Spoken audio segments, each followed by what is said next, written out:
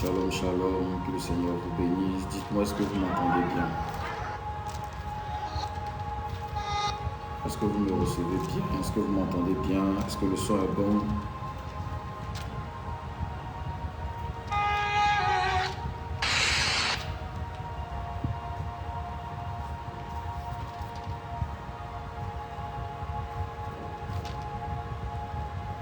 Merci Seigneur.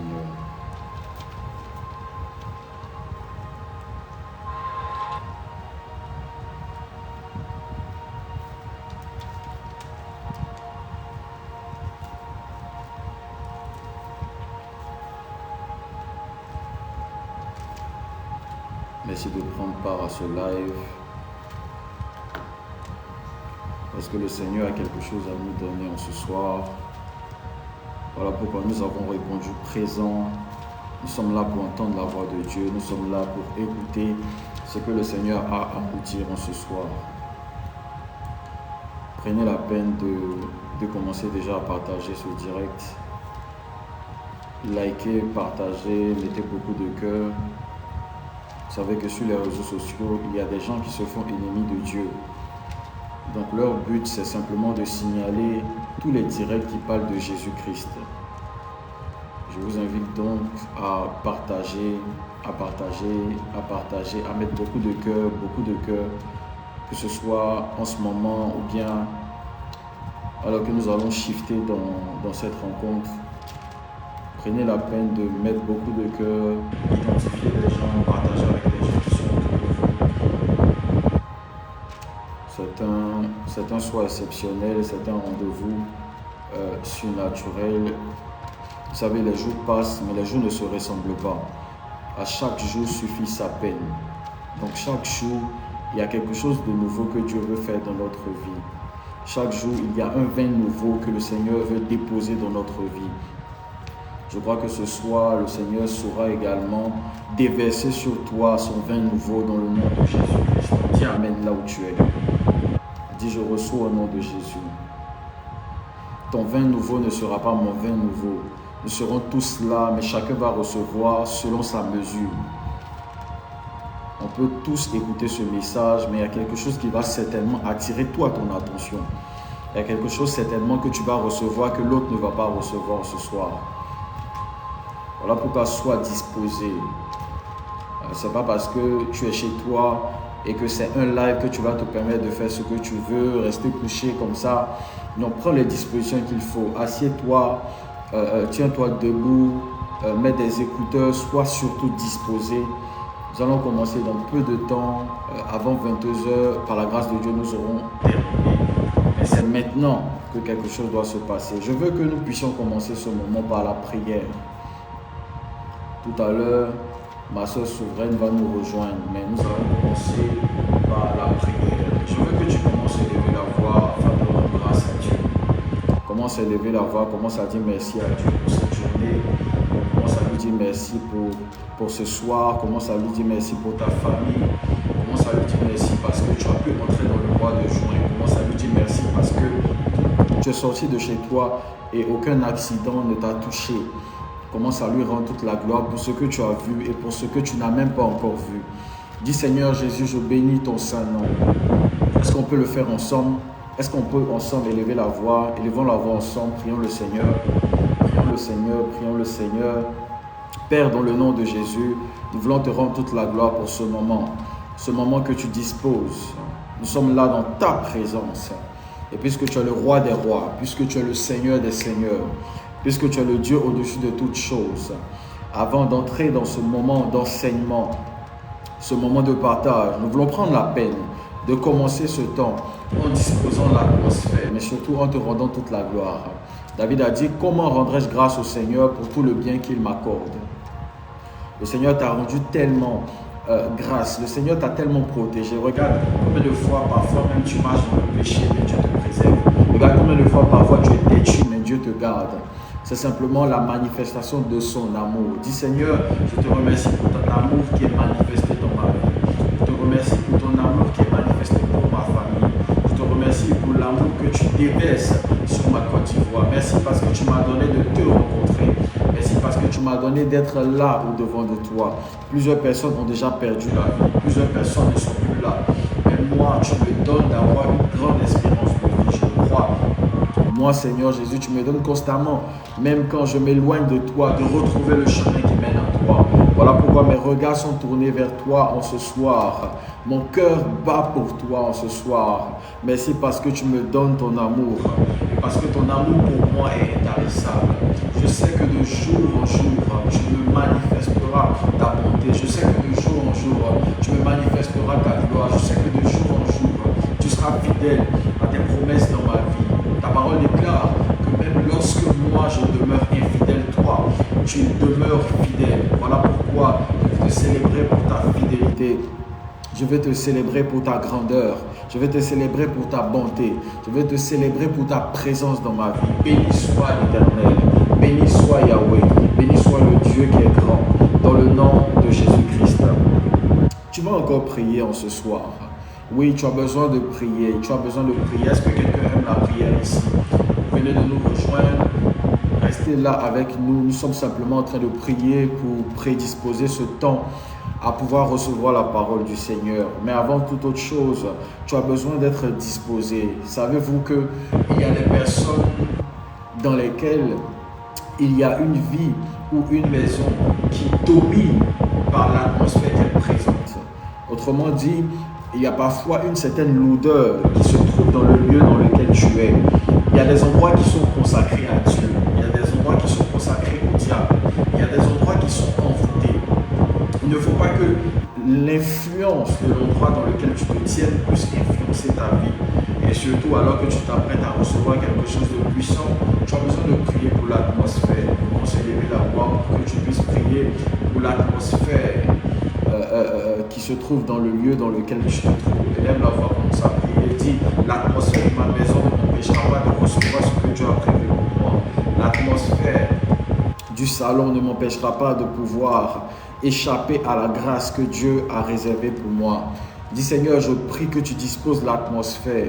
Je prie que tu chasses tout esprit de l'odeur. Je prie que mon corps soit disposé. Je prie que mon âme soit disposée. Je prie que mon esprit soit disposé. L'apôtre Paul a dit, ce qui compte en l'homme, c'est l'esprit. Voilà pourquoi il faut que tu puisses prier afin que l'Esprit de Dieu prenne le contrôle. Déclare la souveraineté de ton esprit sur ton âme et sur ton corps. Dis, mon corps ne m'empêchera pas de recevoir ce que Dieu a prévu pour moi. Dis, mon âme ne m'empêchera pas de recevoir ce que Dieu a prévu pour moi.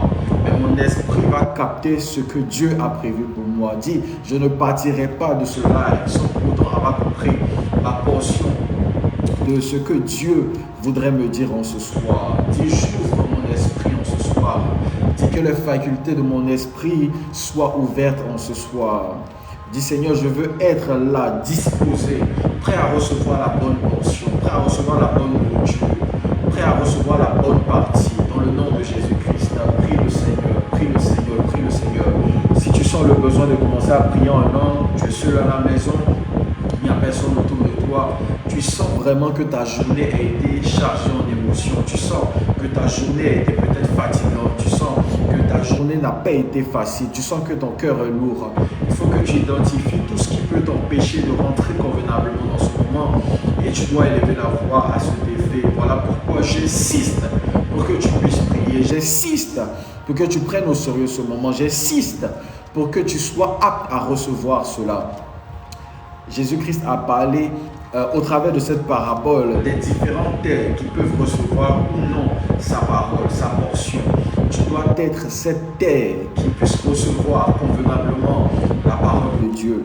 Dis Seigneur Jésus, je refuse d'être une terre infertile. Je refuse d'être une terre sur laquelle les oiseaux peuvent venir et voler la semence. Mais je veux être cette bonne terre. Je prophétise sur toi ce soir que Dieu fait de toi une bonne terre.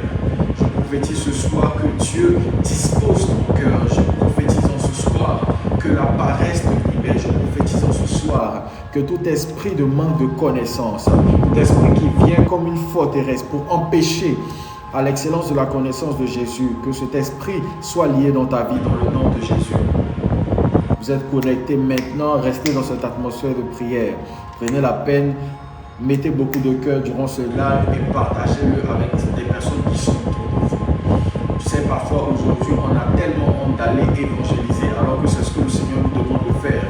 Mais avec les réseaux sociaux, nous ne sommes pas là simplement pour regarder des choses qui sont contraires à la volonté de Dieu. Nous sommes là comme étant sel et lumière, afin d'apporter notre sel et d'apporter la lumière que nous sommes. Jouons le rôle et commençons à partager.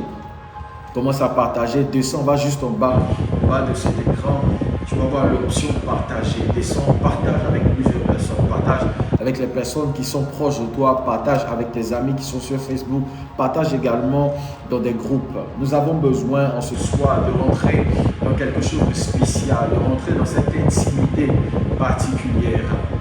Je veux que tu puisses élever la voix.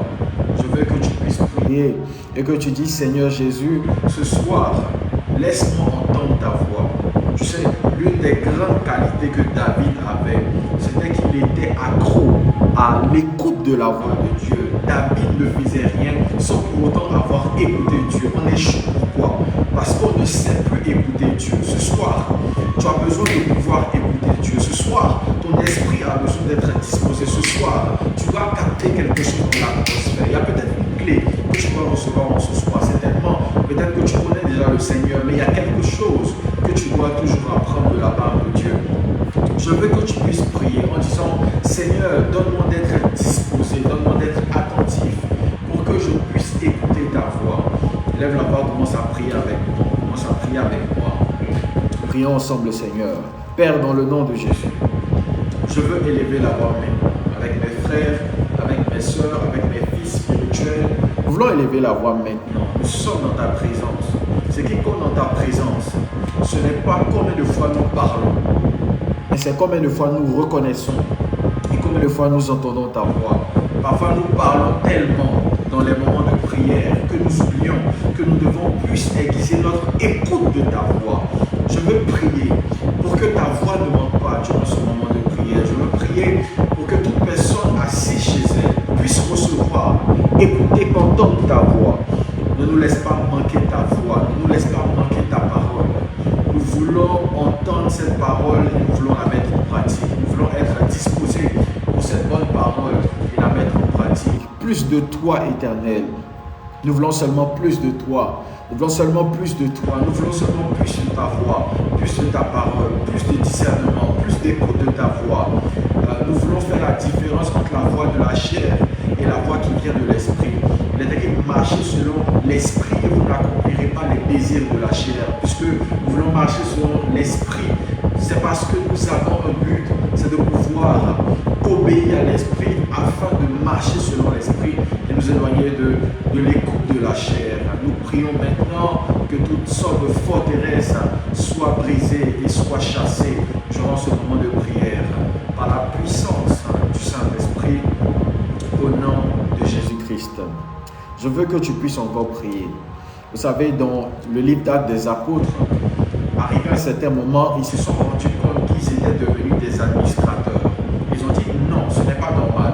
Il faut qu'on puisse choisir 7 hommes fervents d'esprit afin que nous puissions nous consacrer à la prière et à la parole. Tu dois être un homme de prière et tu dois être un homme de parole. Tu dois être une femme de prière et tu dois être une femme de la parole. Ce soir, j'aimerais que tu puisses prier afin que le Saint-Esprit descende sur toi, descende sur ta vie spirituelle pour faire de toi, pour te transformer en un homme ou en une femme de parole et de prière. Je veux que tu commences à prier ainsi. Élève la voix, prie le Seigneur, prie avec moi. Ledo, Makade, Velo, Shari, Nobaldaka. Père, nous prions dans le nom de Jésus-Christ. Nous avons beaucoup tourné, nous sommes beaucoup éloignés de toi. Nous avons parfois manqué de bonne direction, mais nous nous arrêtons un temps soit peu en ce soir. Nous venons nous disposer maintenant en ce soir pour que nous puissions être consacrés à ta voix, mais surtout à la prière et à la parole. Quelqu'un qui me suit ici en ce soir, alors qu'il est chez lui, a besoin d'être transformé, de shifter dans sa vie de prière, dans sa vie de méditation. On déclare, méditez la parole jour et nuit afin que vous ayez du succès. Mais aujourd'hui, nous voulons du succès, mais nous ne veillons pas à la prière et à la parole. Nous ne nous consacrons pas à la prière et à la parole. Ce soir, c'est un soir de changement. Ce soir, c'est un moment de métanoïa. C'est un moment de repentance. C'est un moment où nous allons nous détourner de la direction du diable pour regarder à la direction du Seigneur au travers de la prière, mais surtout au travers de la parole. Quelqu'un est en train de prier en ce soir et alors qu'il avait perdu sa vie de prière, je prophétise qu'il la retrouve. Quelqu'un ce soir était connecté, il avait perdu sa vie de méditation. Je prophétise que tu la retrouves. Dans le nom précieux de Jésus-Christ, c'est ton partage à toi, c'est ton héritage à toi et le Seigneur te fait grâce. Le Seigneur te donne d'entrer dans cette dimension et d'entrer dans cette grâce. Tout le temps les autres, pourquoi pas toi aujourd'hui? Tu seras choisi par Dieu afin de retrouver ta vie de prière et ta vie de méditation. Tu reprendras le droit chemin, tu reprendras le bon chemin. Dans le nom précieux de Jésus, vous venez de vous connecter, vous êtes à la bonne adresse, vous êtes là à la bonne place, vous avez choisi la bonne part. Jésus avait dit à Marie, il a dit, Marie avait choisi la bonne part, vous êtes là à la bonne part. Mettez beaucoup de cœur durant ce live, partagez ce live avec plusieurs personnes. Il y a des gens, quand ils viennent se cacher sous les lives, ils ne veulent pas qu'on sache qu'ils suivent telle ou telle personne. Ils aiment se cacher. Non, non, non. Ce soir, ne te cache pas. Avoue que tu es connecté. Partage avec beaucoup de personnes. Décide de donner à quelqu'un l'opportunité d'entendre la parole de Dieu, de suivre ce moment de partage. Et je pense que cela nous fera un grand bien. Est-ce que quelqu'un est disposé en ce soir? Est-ce que quelqu'un est là en ce soir? Est-ce que quelqu'un est prêt? Are you ready? Are you ready for the gospel? Est-ce que tu es prêt pour la parole? Est-ce que tu es prêt là maintenant? Non, on voit écrit, comment c'est écrit dans les commentaires? Mais je suis prêt, je suis prêt, je suis prêt, je suis prêt. Non, mais je suis prêt, je suis prêt, je suis prêt, je suis prêt. Mais seulement je suis prêt. Mais seulement je suis prêt. Mais seulement je suis prêt.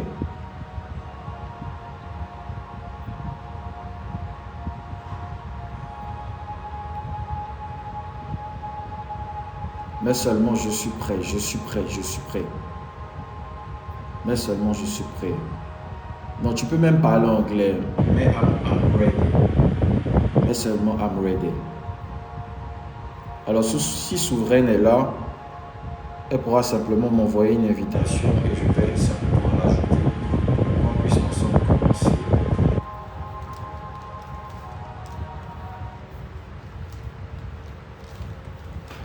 Merci Saint-Esprit. Voilà. Cédric Hachi, je suis prêt. Raphaël Kama, je suis prête. Voilà. I'm ready. I'm ready. I'm ready. Nous sommes tous prêts ici. Nous sommes tous prêts ici. Nous sommes tous prêts ici. Nous sommes tous prêts ici. Permettez-moi de lire quelques portions des Écritures. Permettez-moi de lire quelques portions des Écritures et nous allons commencer. Éternel, la puissance, Arele Cameroun, Taba. Est-ce que quelqu'un peut prendre sa Bible, s'il vous plaît? Quelqu'un peut prendre sa Bible? Est-ce que quelqu'un peut prendre sa Bible?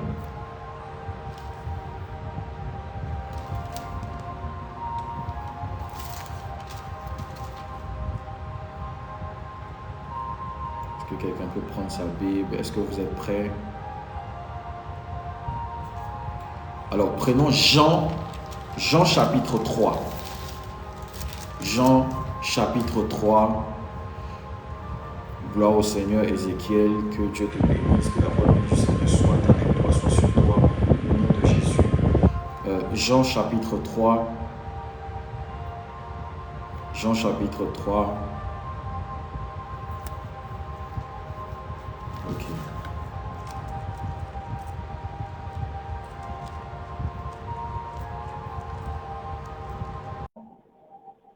À partir du verset 1er. Jean chapitre 3, verset 1er. Jean chapitre 3, verset 1er. Il est écrit, mais il y avait parmi les pharisiens un homme un chef des Juifs nommé Nicodème, vient de nuit auprès de Jésus et lui dit, Rabbi, nous savons que tu es un docteur venu de la part de Dieu, car personne ne peut faire ces miracles que tu fais si Dieu n'est pas avec lui.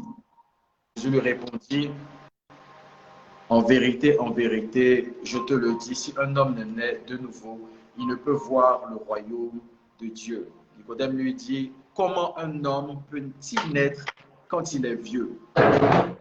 Peut-il une seconde fois entrer dans le sein de sa mère et naître? Jésus lui répondit, en vérité, je te le dis, si un homme ne naît d'eau et d'esprit, il ne peut entrer dans le royaume de Dieu. Ce qui est né de la chair est chair, et ce qui est né de l'esprit est esprit. Ne t'étonne pas que je t'ai dit, il faut que vous naissiez de nouveau. Le vent souffle où il veut et tu entends le bruit, mais tu ne sais d'où il vient ni où il va. Il en est ainsi de quiconque est né de l'esprit. Je prie pour la parole rapidement. Père, je te rends grâce de ce que tu as fait de moi et que tu as fait de nous des créatures merveilleuses. Nous donnons la grâce de pouvoir t'appartenir et appartenir à ton royaume. Ce soir, nous n'avons pas simplement été ici pour rester là pour paraître, mais nous voulons surtout, au travers de ce moment, donner à Dieu et à Jésus-Christ toute la gloire. Merci dans les minutes à venir de te glorifier au travers de tout ce que nous aurons à dire, faire, au nom précieux de Jésus-Christ. Amen. Alors, je souhaite la bienvenue à tous ceux qui sont connectés ici, et surtout en particulier à ma soeur Soren Amako. C'est un plaisir pour moi, encore une fois, de collaborer avec toi dans le but de pouvoir agrandir le royaume des cieux au travers de la parole. Je pense que ceux qui sont connectés ici, est-ce qu'il y a les aigles qui sont là? Ils ont l'habitude de te voir parce que ça sera, je pense, la deuxième fois. La dernière fois, lorsqu'on parlait ensemble, tu m'avais même rappelé que on a un petit deal avec la date du 11. Voilà. Aujourd'hui encore, comme Dieu est dans le prophétique, il nous donne la grâce de nous réunir encore un 11. Alors, on n'a pas prémédité ce moment-là, il a été simplement inspiré et je pense que le Seigneur va nous faire du bien. Que le Seigneur te bénisse, bénisse également ton époux, bénisse également tous ceux qui sont là avec toi en train de suivre ce live et que le Seigneur vous bénisse abondamment. Alors, je vais prendre juste quelques temps pour parler de la parole du Seigneur. Également, après la parole, elle pourra également donner ce que le Seigneur aura mis dans son cœur. Après, on va ouvrir, on va juste échanger et on va même laisser la possibilité à ceux qui sont connectés de pouvoir poser des questions ou bien voilà, faire ressortir des préoccupations. Je pense par la grâce de Dieu qu'aujourd'hui, nous avons avec nous la parole. Cette parole qui est au-devant de nous, qui est ouverte par plusieurs thématiques. On peut parler de beaucoup de choses en rapport avec la parole. Mais nous avons conscience que quand on dit qu'on parle de la parole, c'est Jésus-Christ. D'accord? Pourquoi? Parce qu'au travers de ce livre que nous avons au-devant de nous, il y a plusieurs histoires qui sont renfermées dedans. Mais quand la Bible nous dit qu'au commencement était la parole était Dieu, on est tous d'accord ici que quand on parle de la parole, on parle d'une personne qui s'appelle simplement Jésus-Christ. On peut avoir dans notre cœur la connaissance de pouvoir enseigner sur le pardon, enseigner sur la sanctification, enseigner sur la colère, enseigner sur le partage et beaucoup d'autres choses que vous connaissez. Et je pense que Dieu, par sa grâce, nous a donné la possibilité, au travers de ce ministère, de pouvoir enseigner sur beaucoup de choses. Mais je vous le dis avec beaucoup de sincérité. Je n'ai pas de joie aussi grande quand je prêche d'autres messages que lorsque je prêche le Seigneur Jésus-Christ. Pourquoi? Parce que quand je prêche le Seigneur Jésus-Christ, il y a une joie indescriptible qui commence à entrer dans mon cœur. Il y a quelque chose de spécial qui commence à se mettre en avant dans mon cœur. Il y a quelque chose qui vient comme pour déborder. Pourquoi? Parce que je sais dans mon esprit que tout ce qui tourne autour, tout ce qui gravite autour de ce que nous pouvons enseigner, garde, autrement dit, leur place autour d'une personne qu'on appelle Jésus-Christ. Quand la Bible présente Jésus-Christ dans Jean chapitre 10, la Bible le présente comme étant le berger. Et quand on présente Jésus-Christ comme étant le berger, cela signifie que des brebis gravitent autour de lui. Je pense par la grâce de Dieu que nous pouvons enseigner sur plusieurs choses. Mais lorsque nous prêchons Jésus, lorsque nous mettons Jésus au centre de toutes choses, nous commençons à devenir ce qu'on appelle christocentrique. Et sans pour autant parler d'autres choses, nous parlons de ces choses justement en parlant de Jésus-Christ. L'apôtre Paul a dit quelque chose qui m'a fait un grand bien. Vous savez, il en parle dans Philippiens chapitre 3. Il explique, il parle de tout ce qui pourrait mettre à part comme étant de la boue. Et il dit, vous savez quelque chose, il dit, j'ai regardé toutes ces choses comme une peine à cause de l'excellence de la connaissance du Seigneur Jésus-Christ. J'aimerais vous dire, il y a des gens qui ne connaissent pas Dieu. Ça, c'est une catégorie de personnes. Il y a des gens qui connaissent Dieu. Ça aussi, c'est une catégorie de personnes. Et il y a des gens qui connaissent Dieu dans son excellence. Vous savez, quand la Bible parle avec précision. Parce que la connaissance de Jésus est graduelle. La connaissance de Jésus prend de l'ascension. Chaque jour, il faut que nous puissions grandir pour atteindre un certain niveau. Ce niveau-là dont Paul a parlé. Quand il parle avec précision. Il dit, moi j'ai regardé toutes ces autres choses comme de la boue. Pour regarder, pas la connaissance de Dieu, pas l'infime connaissance de Dieu, mais pour regarder à quelque chose qu'on appelle l'excellence de la connaissance de Dieu, la connaissance de Jésus-Christ. Le but de ce temps, le but de ce moment, c'est de pouvoir nous prendre à un point A pour nous emmener à l'excellence de la connaissance de Jésus-Christ. Quand Dieu vient dans notre vie, Dieu nous donne de pouvoir effectuer un mouvement. Voilà pourquoi avec Israël, il leur a donné de quitter l'Égypte pour aller dans la terre promise. Et le mouvement que le Saint-Esprit veut faire aujourd'hui, en ce soir, c'est de nous conduire à un mouvement graduel, un mouvement qui nous emmène à monter. Comme la voix a dit à Jean dans Apocalypse, monte ici et je te ferai voir. Nous avons besoin de monter pour voir, pour connaître, pour sentir, pour savoir l'excellence de la connaissance de Jésus-Christ. Est-ce que tu peux taper juste en bas en commentaire l'excellence de la connaissance de Jésus-Christ? Quand je parle de l'excellence de la connaissance de Jésus-Christ, je suis en train de vous dire simplement qu'il faut aller au-delà d'une connaissance superficielle. Beaucoup de personnes, si aujourd'hui on vous rencontre, on vous demande, vous connaissez Jésus, ils vont vous dire oui, on connaît Jésus. Mais quand ils vous diront on connaît Jésus, en fait, ils vous diront simplement Jésus est né à tel endroit, sa mère s'appelle Marie, il a rencontré telle personne, il a guéri telle personne. Mais en fait, ça, ce sont des choses simplement superficielles. Là, vous savez des choses de Jésus.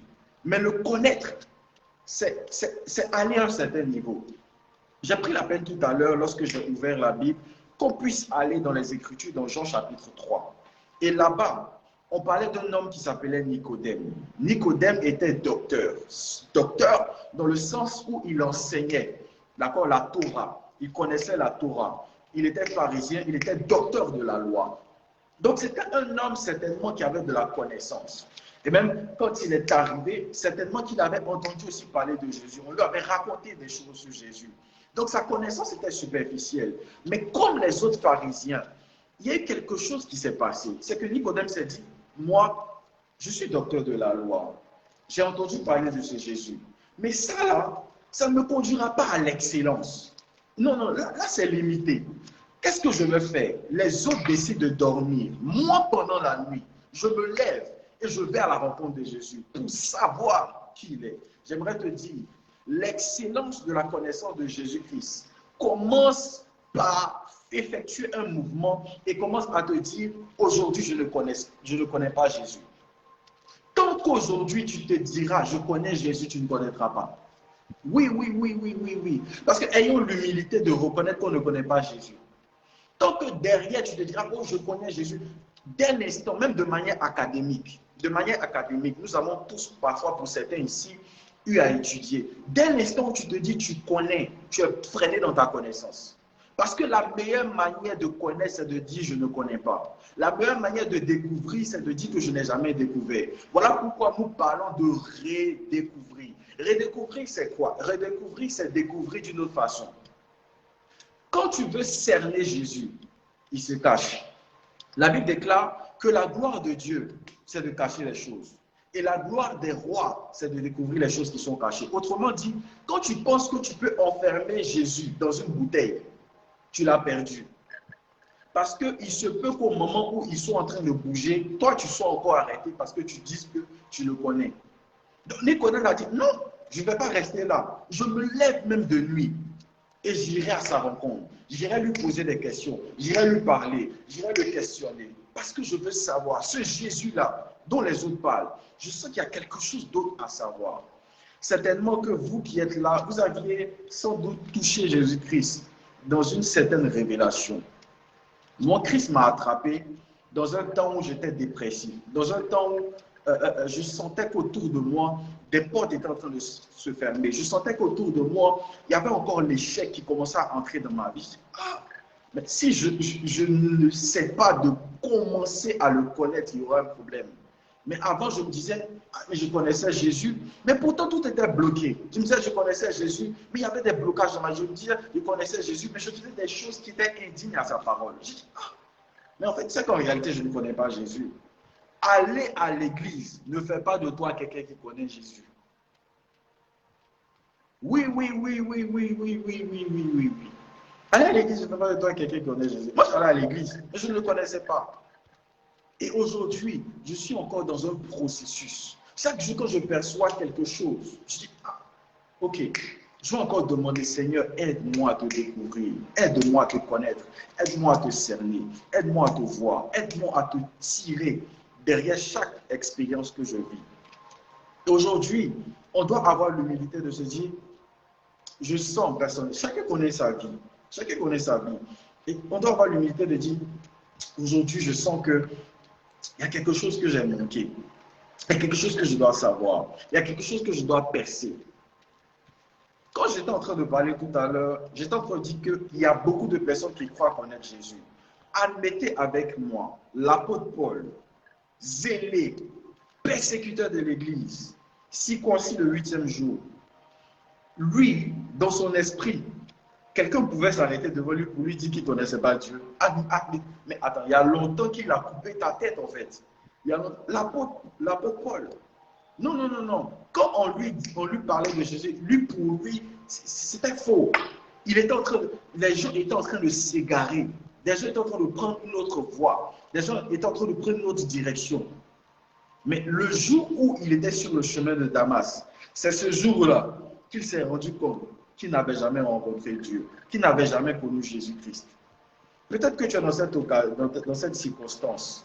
Peut-être que tu es là, au niveau de ta vie en ce moment. Tu es peut-être comme l'apôtre Paul. Tu te dis persuadé comme tu es que tu as rencontré Dieu. Mais je prie qu'une voix se fasse entendre. Je prie qu'un signe se présente au-devant de toi pour te faire prendre conscience qu'il y a encore quelque chose que tu dois cerner. Il y a encore quelque chose que tu dois tisser avec Jésus-Christ. Il faut une rencontre spéciale. Une rencontre spéciale, comme ce fut le cas pour Nicodème. Il faut une rencontre spéciale, comme ce fut le cas pour Paul. Il faut une rencontre spéciale, comme cela se fera pour toi. Chaque nuit, chaque jour, il faut que tu te dises, j'ai beaucoup fait des prières telles que je veux me marier. J'ai beaucoup fait des prières telles que je veux être riche. J'ai beaucoup fait des prières telles que je veux avoir du travail. Il faut que je me dise, je mets Christ au centre. Parce que si je découvre Christ, si je le découvre de cette façon, lui-même se chargera d'attirer les autres choses par-dessus tout dans ma vie. Simple. Parfois, on n'arrive pas à toucher des choses parce qu'on est cloisonné quelque part. Non. Admets de ton cœur qu'il y a quelque chose que tu dois palper. Vous savez, l'apôtre Jean a dit dans Jean chapitre 1, quand il parlait de la parole, il a dit ce que des gens, il a dit ce que nous avons entendu, ce que nous avons vu de nos yeux, ce que nous avons touché, ce que nous avons contemplé. En fait, il parlait comme étant proche de Jésus. Vous savez, l'une des personnes qui était intime à Jésus-Christ, c'était Jean. La Bible déclare que pendant que tout le monde se demandait qui allait le vendre, Jean qui se couchait sur sa poitrine, mon Dieu, j'ai les frissons. Jean qui se couchait sur sa poitrine, il savait qui allait trahir Jésus. Parce que le secret de l'intimité avec Christ, le secret, c'est de pouvoir se coucher sur sa poitrine, se coucher sur son torse, écouter chaque battement du cœur de mon Dieu, écouter chaque battement du cœur de Jésus et décortiquer le langage caché derrière chaque battement du cœur de Jésus. En fait, je ne sais pas pour vous, mais les personnes mariées peuvent mieux comprendre ce que je suis en train d'expliquer. Parfois, quand ils sont dans des moments d'intimité, ils sont tellement intimes que l'autre n'a pas besoin de parler pour que l'autre puisse comprendre. En fait, tu dois arriver à ce niveau-là où l'Esprit de Dieu en toi témoigne. Il faut que l'Esprit de Dieu en toi commence à témoigner que non, là, derrière chaque direction que j'ai, derrière chaque voie que je suis en train de prendre, c'est un chemin qui me mène dans la voie de Dieu, dans la voie de Jésus-Christ. La Bible déclare: qui peut connaître les choses de l'homme si ce n'est l'Esprit de l'homme? Mais qui peut connaître les choses de Dieu? L'Esprit de Dieu qui sonde les profondeurs de l'homme et qui sonde les profondeurs de Dieu. En d'autres termes, trouver le chemin pour connaître Christ, c'est se laisser toucher par le mouvement du Saint-Esprit. Quand tu apprends, toi tu n'as pas eu la chance comme les apôtres pour pouvoir marcher avec Jésus-Christ en chair. Donc en fait, en réalité, Jésus lui-même a donné un palliatif à cela. Il a donné un chemin que nous devons prendre. Le chemin là, c'est de pouvoir se laisser influencer par le Saint-Esprit. Parce que l'Esprit de Dieu en nous, nous donne de pouvoir connaître que non, là, je suis en train de rentrer dans la connaissance de Jésus-Christ. Non, là, je suis en train de m'égarer. Non, là, je suis en train de me perdre. Là, vous-même, vous savez, vous êtes témoin qu'au-dedans de vous, parfois, vous sentez qu'il y a quelque chose qui manque. Cette chose qui vous manque, c'est le Saint-Esprit. Vous avez besoin d'être un homme ou une femme qui connaissent Jésus-Christ en expérimentant la marche avec Dieu. Comme Enoch a fait. La Bible déclare qu'Enoch a marché avec Dieu et il n'a pas connu la mort. Ça veut dire que si Enoch n'a pas connu la mort, c'est parce qu'il avait marché avec Dieu.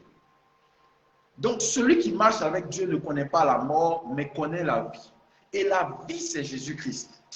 Donc celui qui veut marcher dans le chemin de la vie doit faire comme Enoch a fait. Et il doit marcher avec Jésus-Christ. Chaque jour quand tu te lèves, Seigneur, je me lève le matin, je veux marcher avec toi.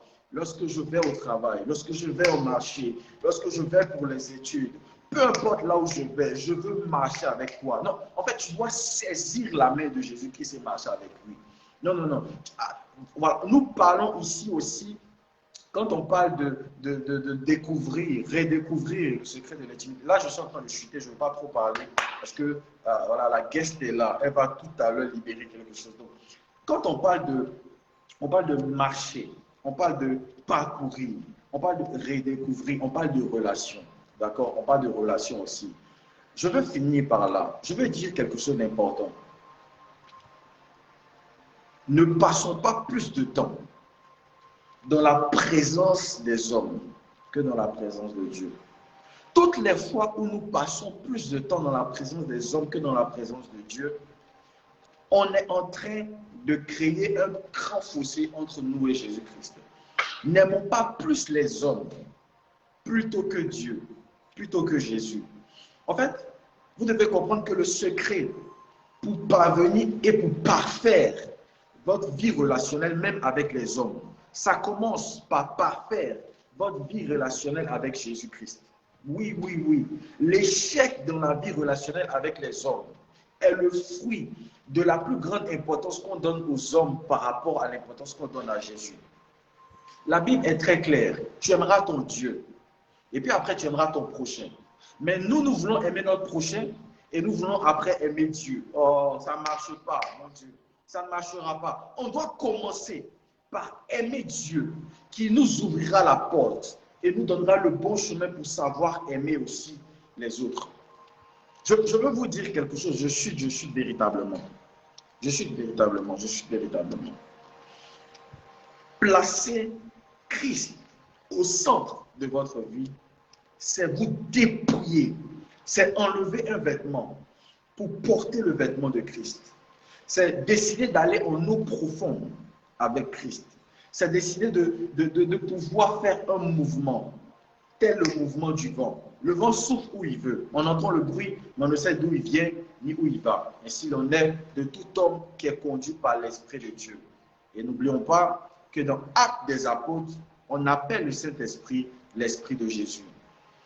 Redécouvrir la personne de Jésus-Christ et le secret de l'intimité, c'est décider de se laisser environner par l'Esprit de Jésus pour nous pousser vers lui, parce que lui seul connaît le chemin, lui seul est capable de nous conduire dans la vérité et nous donne de pouvoir entrer dans les promesses de Dieu. Que Dieu vous bénisse. Partagez ce direct avec plusieurs personnes. Mettez beaucoup de cœur et que le Seigneur vous bénisse. Je laisse la place à Souveraine pour qu'elle puisse prendre la parole.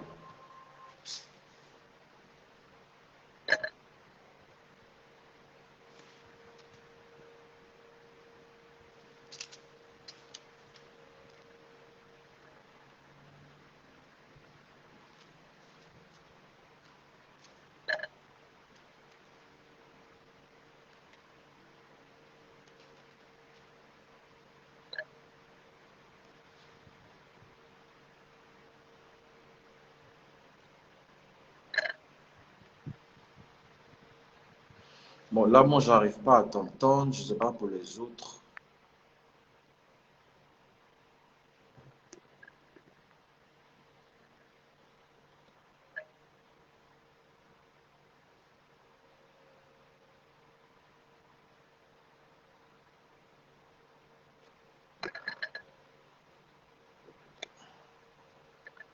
Là, on ne t'entend toujours pas.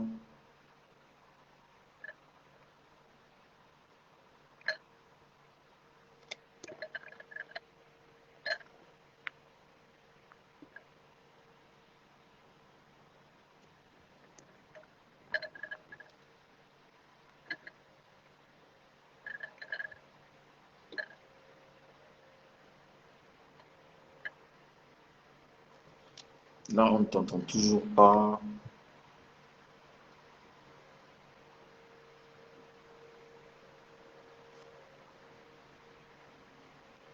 Tu veux qu'on relance?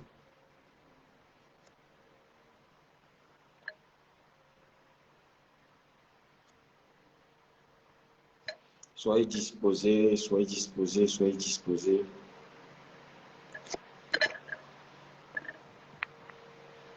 Ok, reconnecte-toi, reconnecte-toi.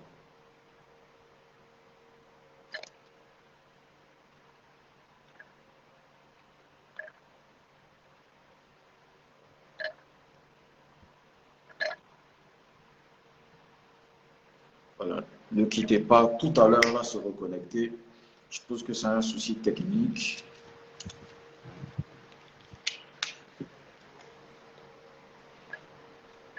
Non, là où vous êtes, restez en prière, restez en prière, restez en prière, restez en prière. Tout à l'heure, elle va se reconnecter et on va pouvoir poursuivre ce message.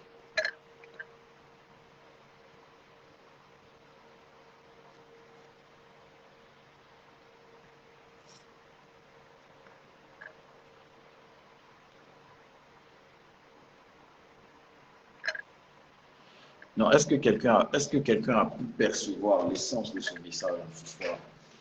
Non, là c'est la première partie. Là c'est seulement la première partie. Donc apprêtez-vous à recevoir quelque chose de bien plus grand tout à l'heure. Non, là disposez-vous véritablement.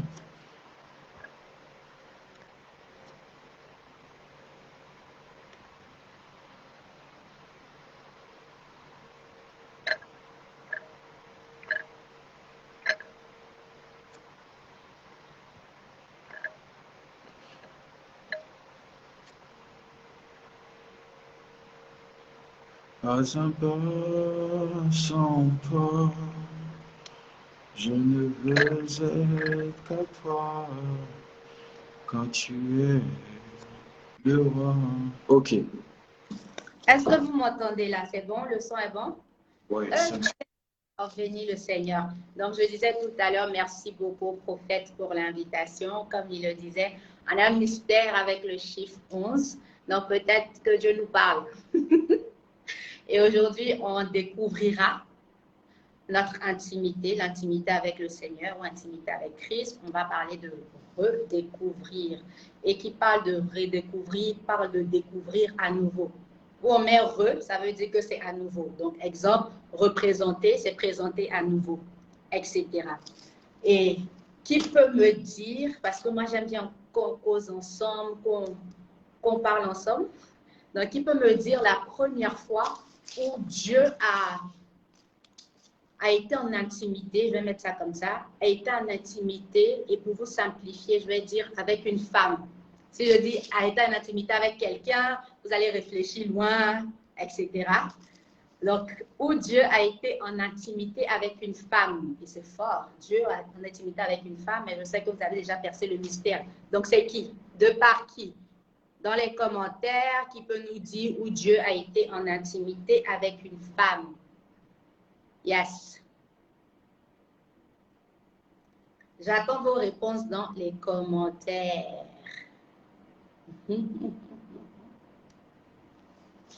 Et on va lire. Donc, je vois que ça réfléchit, ça cherche où Dieu a été en intimité avec une femme. C'est super facile. Où le Saint-Esprit a été en intimité avec une femme. N'est-ce pas que je rends ça encore plus facile? Mais lisons ensemble Luc 1. Ça commence à partir du verset 26. Mais on connaît déjà l'histoire et le but de... Merci beaucoup, Germaine, pardon, je pense que je prononce bien. Merci beaucoup, Dorine. Voilà que les femmes sont actives, n'est-ce pas? Montrez-moi que vous êtes là pour soutenir. Merci, Priscilla. Quand est-ce que Dieu a été en intimité, puisqu'on parle de l'intimité ici, quand est-ce qu'il a été en intimité? Et quelqu'un peut être choqué pour dire Dieu en intimité, comme la divinité en intimité, mais on va voir. Et si ce fut le cas de Marie, ça peut aussi être ton cas et mon cas. On verra comment, quand Dieu est en intimité avec quelqu'un, qu'est-ce qui est produit de ça. Donc, tu ne peux pas venir me dire que tu es en intimité avec Dieu, mais il n'y a pas ce produit. Parce que quand Dieu a rencontré Marie, où l'Esprit de Dieu s'est revêtu sur Marie, il y a eu un enfantement. Quand l'Esprit de Dieu repose sur toi, qu'est-ce qui est produit ou reproduit? Très important. Donc, ce n'est pas pour dire non, je suis en intimité avec le Saint-Esprit. Depuis que tu es en intimité, là, il y a quelle fertilité? Intimité va avec fertilité, n'est-ce pas? N'est-ce pas qu'il rend les sols fertiles? Donc, c'est Luc 1, verset 26, pour un peu donner le background. Le 6e mois, Dieu envoya l'ange Gabriel dans une ville de Galilée, Nazareth, chez une jeune fille fiancée à un homme appelé Joseph. Celui-ci est un descendant du roi David. Très important, déjà une petite parenthèse. Dans la plupart des cas, on voit Dieu a pris Marie parce que voilà, Marie c'est la Vierge, Marie c'est la jeune fille parfaite, etc. Mais n'oublions pas que quand Dieu prend une personne, c'est aussi en fonction d'où la personne vient, c'est sa descendance, à qui cette personne est rattachée. Et Dieu merci pour nous, aujourd'hui en tant que chrétiens, on ne parle pas du rattachement parental, ancestral, mais on parle de notre alliance avec Christ. Donc ici, David même, Joseph, c'était son descendant.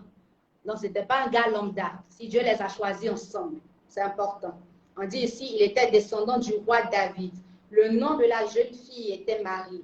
L'ange entra chez elle et lui dit, réjouis-toi. Et je veux dire à quelqu'un, réjouis-toi. Écris dans les commentaires, réjouis-toi. Quelle que soit ta situation, quel que soit ce à quoi tu fais face, femme, homme, réjouis-toi. Le Seigneur t'a accordé une grande faveur.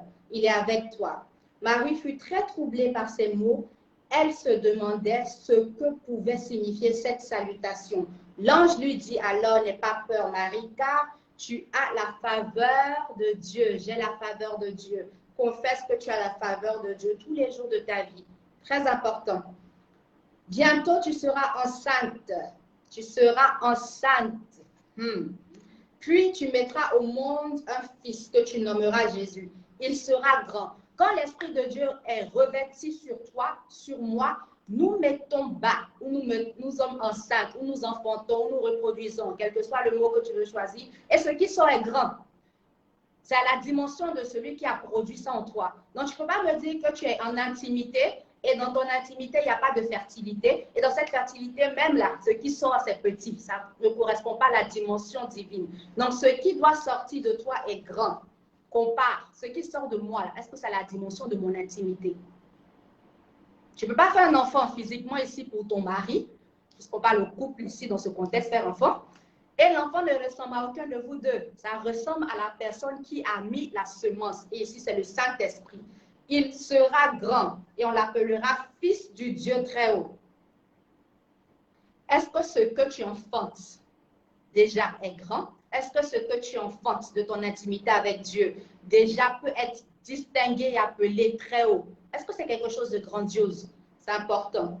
Le Seigneur Dieu fera de lui un roi, comme le fut David, son ancêtre. Et il régnera pour toujours sur le peuple d'Israël. Son règne n'aura point de fin. Marie dit à l'ange, comment se fera-t-il, puisque je suis vierge? L'ange lui répondit, le Saint-Esprit.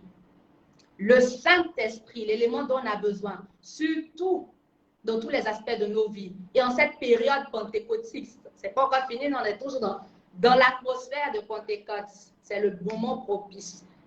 Il dit, le Saint-Esprit viendra sur toi et la puissance du Très-Haut. Quand on est en intimité avec Dieu, quand on est en intimité avec Christ, nous avons le Saint-Esprit qui est revêtu sur nous. Non seulement on a le Saint-Esprit, nous avons la puissance du Très-Haut. Donc, ce sont des composants, ce sont des paramètres, ce sont des choses que vous devez avoir dans cette intimité. Et ces choses sont produites par ce que le prophète a expliqué, être en intimité, c'est lire la parole, c'est prier, c'est vraiment rechercher Dieu, etc. Mais moi, je viens aussi vous accompagner dans le fruit qui est déversé de cette intimité. C'est ça. Tu ne peux pas être en intimité et ta vie est sèche. Tu ne peux pas être en intimité et tes finances sont secs. Tu ne peux pas être en intimité et tout ne va pas. Donc, tu es en intimité par rapport à quoi? Et par rapport à qui? Ici, on parle du Saint-Esprit qui viendra sur toi. Et la puissance du Très-Haut te couvrira comme d'une ombre. Est-ce que dans ton intimité avec Dieu, au quotidien, tu as le Saint-Esprit qui est déversé sur toi? Est-ce que c'est ta recherche? Ou bien dans ton intimité, tu te réveilles le matin à 3 heures pour faire « Seigneur Jésus, je veux me marier. Seigneur Jésus, je veux faire… » Ça, ce n'est pas une intimité. Non. Ça, ce n'est pas une intimité. Ça, au contraire, même, c'est un gold digging. Comment on dit gold digging en français? Du genre, les femmes qui viennent rechercher les hommes parce qu'ils ont l'argent, des profiteurs, un peu comme ça. Ça, c'est pas une intimité. L'intimité, c'est tu reçois quelque chose, tu donnes quelque chose. Et qu'est-ce que nous donnons au Seigneur? Nous donnons notre souffle de vie. Quand on se réveille le matin, c'est la première chose qu'on doit faire. Nous lui donnons notre adoration. Nous lui donnons notre consécration. C'est quelque chose d'intentionnel. C'est quelque chose de volontaire. C'est pas parce qu'on dit qu'il faut prier qu'il faut prier. Il faut lire ta Bible. C'est pas mécanique, c'est pas traditionnel, mais c'est une dévotion.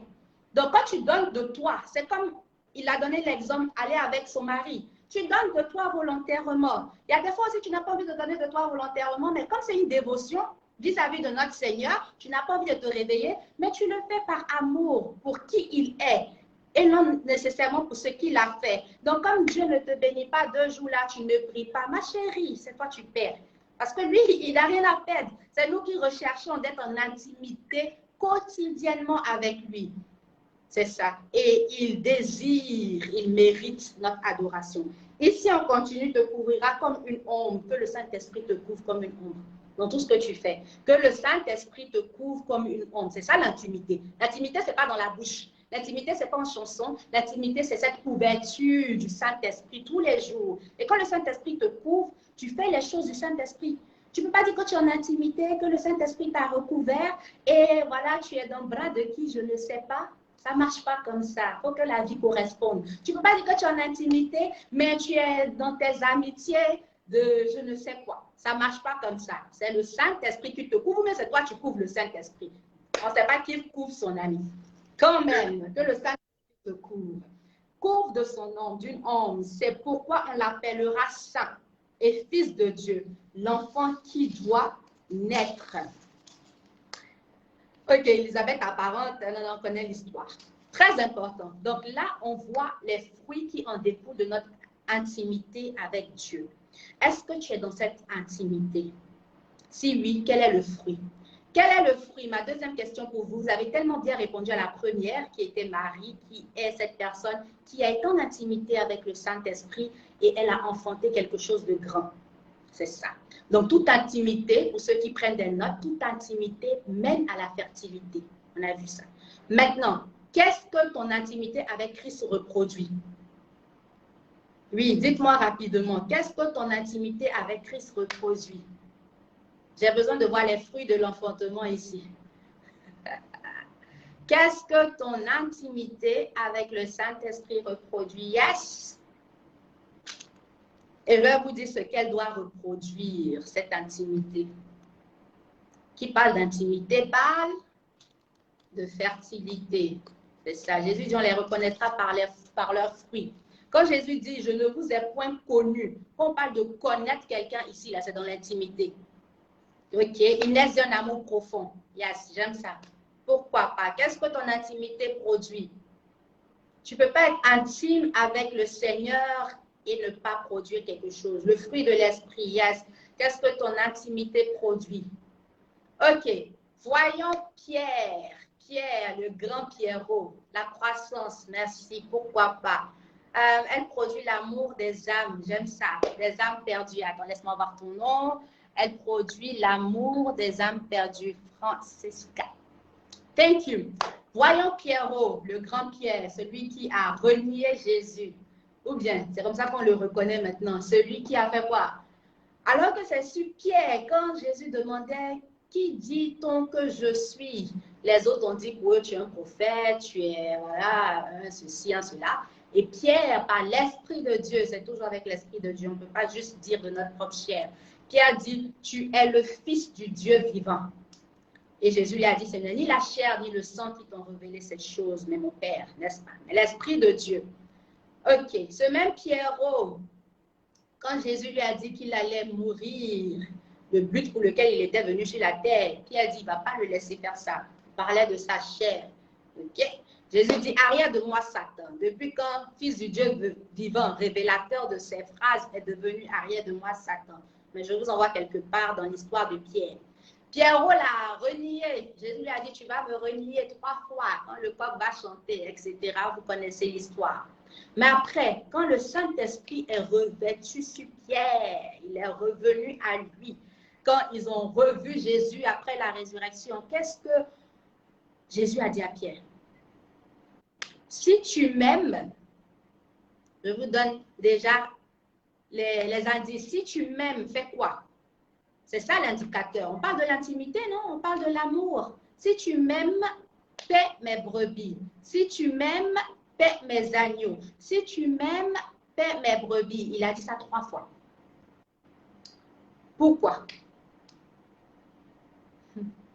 J'ai vu dans vos commentaires que quand on aime Jésus, quand on a l'intimité, on déborde d'amour, on a l'amour profond, on prend soin des agneaux, etc.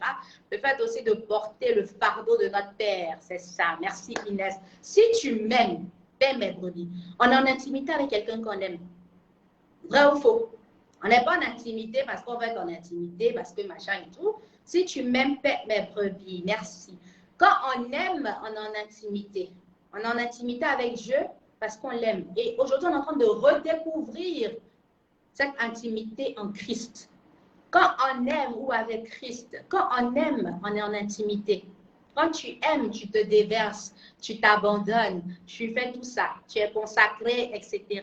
Mais Jésus, avant de retourner au Père, après la résurrection, rempli de la gloire, qu'est-ce qu'il dit à ses apôtres? Qu'est-ce qu'il dit à ses disciples? Matthieu 28, versets 19 à 20. Qu'est-ce qu'il nous dit? C'est ça, paître ses brebis. C'est ça, montrer l'intimité. C'est ça, montrer l'amour. Quand Jésus dit, je ne les ai point connus, là, ce n'est pas parce qu'il prophétisait qu'il ne les a pas connus. Ce n'est pas parce qu'il chantait qu'il ne les a pas connus. On te connaît par rapport aux brebis que tu paies. Si je conjugue bien le verbe. On te connaît par rapport aux brebis que tu évangélises, que tu encadres, que tu... C'est ça, c'est le disciple-là. Jésus dit en Matthieu 28, versets 19 à 20, allez. Et c'est l'impératif. Qui peut nous coller le verset? Il dit allez. Il n'a pas dit vraiment, si vous avez le temps, les gars, vous savez. Moi, mais j'ai vécu sur cette terre, c'était difficile. Oh, mon cher, il a marché jusqu'à. Mais si vous avez le temps, il n'a pas ça. OK? Il n'a pas négocié. Il dit allez. Faites de toutes les nations des disciples. Waouh! Faites de toutes les nations des disciples. Et c'est quoi une nation? Ça, c'est le fruit de l'intimité. Hein? C'est quoi une nation? Oui, une nation, c'est quoi? Une nation, c'est un ensemble de peuples. C'est un regroupement. Une nation, ce n'est pas nécessairement séparé par des frontières.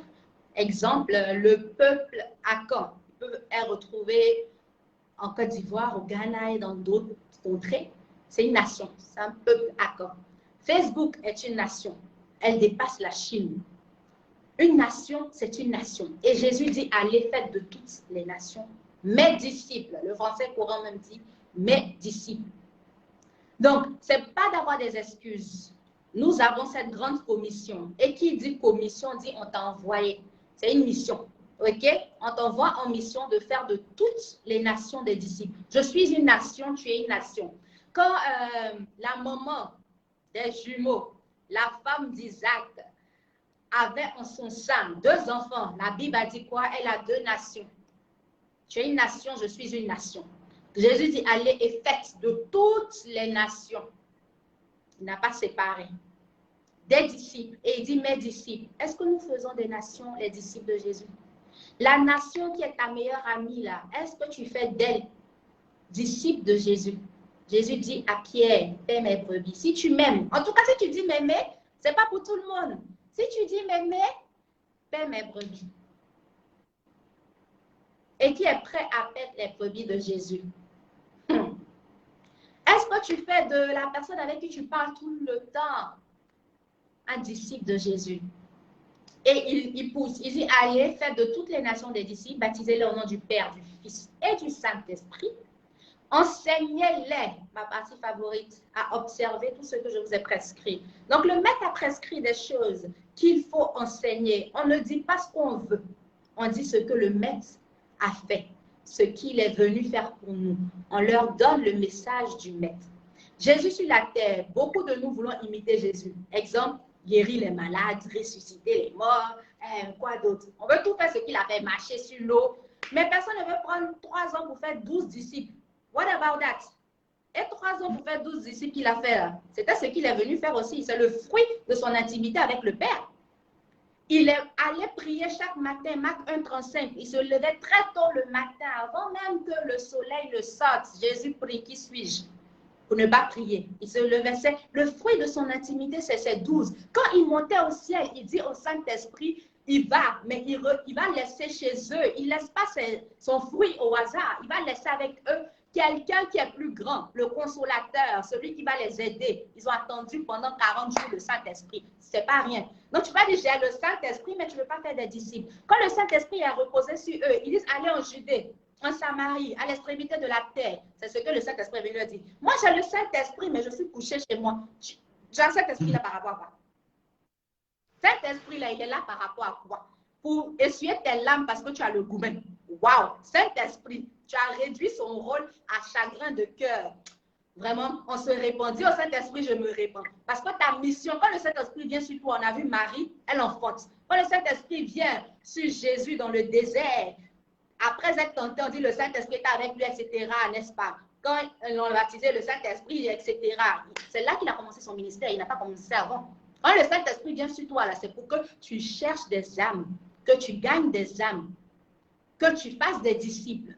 Adam, le mandat que Dieu lui a donné, il a dit de reproduire la terre, de multiplier. Et c'est multiplier, il n'a pas dit multipliez-vous. Parce que s'il avait même dit multipliez-vous, Adam n'a pas réussi. Il n'a eu que 2 enfants, ou on va dire 3, puisque un mort après. Mais il a dit multiplier. Et on multiplie quoi? On multiplie l'image de Dieu dans ces personnes. Et c'est ce que Jésus est venu faire avec les 12. Donc vraiment, si vous êtes intéressé, il y a une formation sur le discipulat. Le bishop peut vous enseigner.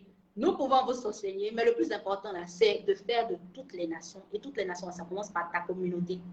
Jésus va te demander des comptes par rapport à ton frère, ta soeur. C'est moi et ma maison. Nous servirons. Ta camarade, ton ami. Tout ce que tu es en train de taguer là-bas, c'est moi et ma maison que nous servirons l'Éternel. Donc, c'est très important. Revenons au centre, revenons à notre intimité avec Christ. Quand on reçoit le Saint-Esprit, c'est pour faire des disciples, c'est pour multiplier pour la gloire de Dieu, c'est pour enfanter quelque chose de grand. Donc, je vous remercie. Je passe la parole au prophète. Wow. Wow. Merci beaucoup, merci beaucoup. Elle a dit quelque chose qui m'a vraiment fait rire. Elle a dit, c'est le Saint-Esprit qui te couvre ou c'est toi qui couvres le Saint-Esprit? C'est une question très, très, très fondamentale. Elle a dit beaucoup de choses très, très intéressantes et après, vous pouvez venir vers moi par rapport à la formation et je pourrais éventuellement aussi vous conduire vers elle. Il n'y a aucun problème, c'est la même famille et pour ça, il n'y a aucun souci. Alors là, on va laisser la possibilité à quelques-uns d'entre vous de poser des questions. Vous êtes là, vous êtes connectés, vous voulez rebondir sur quelque chose, vous voulez qu'on explique mieux quelque chose. Nous sommes là. On a juste pratiquement 5 à 6 minutes comme ça et puis on va essayer de répondre aux questions. Donc rapidement, juste au bas de l'écran en commentaire, posez une question fondamentale en rapport avec le thème. Parce que ne sortez pas du thème dans un contexte. On a posé des questions par rapport au thème et puis tout à l'heure, on va. Donc rapidement, juste en bas des questions. Vous pouvez préciser question pour Souveraine, question pour Chris Nyonzo. Voilà.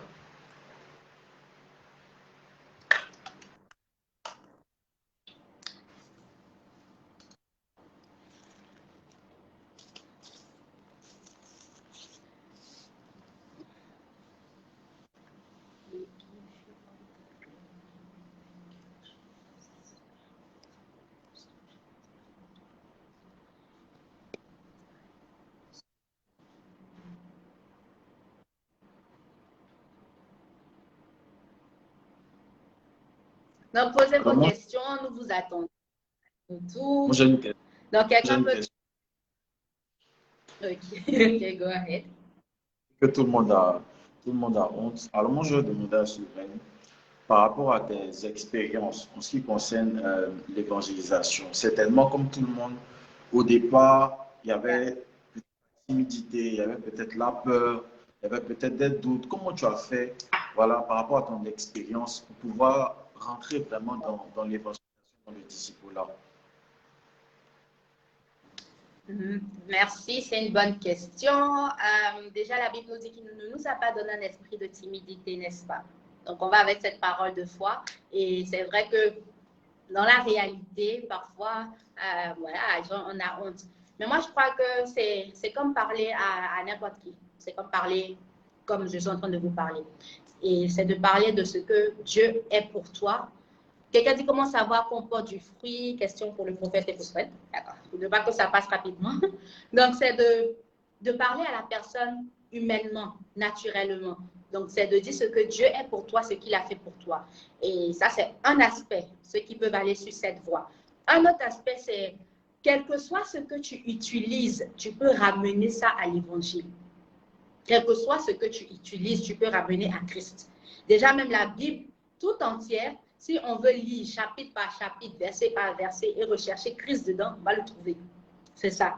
Donc, un exemple, c'est peut-être, là vraiment c'est un exemple comme ça, peut-être que vous êtes en train, à une fête avec des amis, il y a la boisson, il y a tout, il y a le vin. OK? Comment on peut utiliser le vin pour amener à Christ? C'est pas compliqué du tout. Et là, vous débutez la conversation et vous parlez de tout et de rien. Et là, maintenant, il y a l'histoire de Cana que vous pouvez mentionner.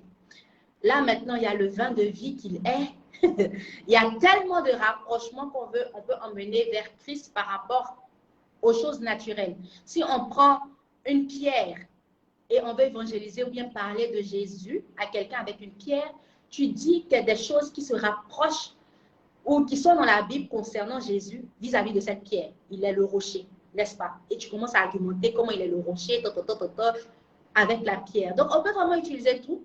Si vous voulez laisser des exemples, des mots, des paroles dans les commentaires. On peut faire un exercice pratique où on utilise quel que soit le truc, chercher comment on peut rapprocher, on peut faire sortir Jésus dans cette histoire. C'est ça le truc. Est-ce que c'est bon? Un chauffeur dans un Warren, parce qu'il vient encore dans mon esprit ou dans ma tête ici, un chauffeur dans un Warren, c'est facile aussi. Vous êtes en train de parler, vous parlez de tout et de rien. Et là, c'est qu'est-ce qui conduit ta vie? On parle de chauffeur, non? Qu'est-ce qui conduit ta vie? Et oui, qu'est-ce qui conduit ma vie? Moi, je cherche mon argent, moi, je fais ci, moi, je fais ça. Chacun parle ici. Et ce qui conduit ma vie, c'est Jésus. Parce que ou bien il y avait une femme, elle, sa vie était vraiment la débauche, mais un jour, elle a rencontré quelqu'un qui a conduit sa vie et sa vie a changé.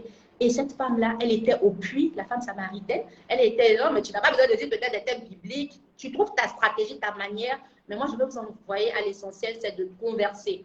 Elle était là et elle est devenue la plus grande évangéliste. Lorsqu'on lui a parlé de sa vie, elle a rencontré quelqu'un qui appelle sa soif. Tout le monde cherche ça. Hein? Tout le monde cherche ça. Moi aussi, je veux rencontrer cette personne-là. Qui ne va pas sauver mes problèmes? Il est la solution du monde. Donc, c'est un peu ça. Bon, merci beaucoup. Alors, Anne, elle a dit, comment savoir qu'on porte du fruit? Question pour le prophète et pour Souverain. Oui. Tu veux que je commence? En fait, quand tu parles de fruits, il faut déjà que tu comprennes qu'en revenant à la parole, la Bible parle de fruits, mais de bons fruits et de mauvais fruits. Et la Bible dit qu'un bon arbre produit de bons fruits et un mauvais arbre produit de mauvais fruits. L'arbre, c'est qui? L'arbre, c'est ce qui détermine ta semence. Alors, si tu es influencé par le monde, le fruit que tu produis est forcément mauvais. Si tu es influencé par l'Esprit de Dieu, le fruit que tu produis est bon parce que la souche, le sol sur lequel tu es bâti qui te produit l'Esprit de Dieu. Donc, de façon pratique dans ta vie de tous les jours, si tu sens que tes pensées, tes penchants sont contrôlés par la chair ou par le monde, alors évidemment, tu ne dois pas porter de bons fruits. Mais si tu sens que chaque jour, tu es influencé par le Saint-Esprit dans tes actes et dans ce que tu fais, alors certainement, le Saint-Esprit même va témoigner en toi, comme il est écrit, que tu es enfant de Dieu. Et si tu es enfant de Dieu, tu es poussé par l'Esprit de Dieu. Et si tu es poussé par l'Esprit de Dieu, tu portes de bons fruits. Voilà. Mais l'image, en fait, du fruit, il ne faudrait pas que chacun se dise, ah, aujourd'hui, je sais que dans ma vie, je ne produis pas de bons fruits, donc alors je ne suis pas enfant de Dieu. Comme on dit, quand on parle de fruit, le fruit prend le temps de mûrir, en fait. Voilà pourquoi l'image du fruit, c'est quand vous prenez, par exemple, l'orange. Vous savez que l'orange, dès qu'elle naît, elle ne commence pas à grossir, elle ne commence pas à prendre l'éclat, à être consommée, mais elle prend du temps. Voilà pourquoi le fruit de l'esprit, en fait, il faut chaque jour le demander au Seigneur. C'est donne-moi de porter du fruit, mais donne-moi de porter beaucoup de fruits. Voilà. Donc, Amen. de façon brève, je ne sais pas si elle a quelque chose à ajouter aussi. Oui, c'est bien dit. Et quand Jésus dit on les reconnaîtra par leurs fruits, c'est parce que ton fruit, ton comportement, c'est ça le fruit aussi, ton comportement, ton caractère, on te reconnaît par ça. Et on reconnaîtra par le fruit, pourquoi? Parce que le fruit ne pousse pas loin de l'arbre, c'est accroché. Et en Jean 15, il nous dit qu'il est le cep, le vrai cep, c'est lui l'arbre. Nous, nous sommes que les fruits. L'arbre, il porte les branches. Donc, si tu es connecté à cet arbre, si c'est de sa racine que tu es nourri, si c'est par ses eaux minéraux que tu es nourri, on va te reconnaître que toi, tu es vraiment fruit de manguier, par exemple, parce que tu es carried, genre tu es porté par le manguier.